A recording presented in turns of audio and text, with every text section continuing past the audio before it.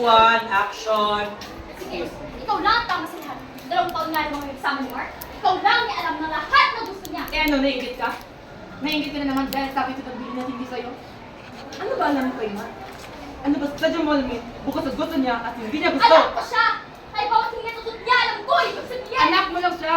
Hindi mo siya pag-aari. Porket ikaw lumabas sa kanya, ikaw rin namumuo. Kung ano man naging siya, dahil sa kanya, at ibang tao naging parte ng buhay niya. At isa ka lang doon, tita. Isa ka lang doon.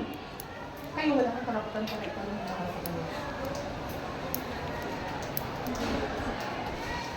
Hindi na humikot sa mundo sa'yo, tita.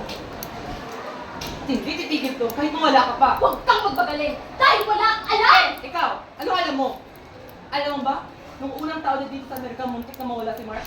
Di ba? Hindi. Hindi alam mo yun. At si Cherry, alam mo nakasawa siya na maaga para makaalis sa kapatid mo? Hindi totoo yan! Totoo yun! Hindi totoo yan! yun!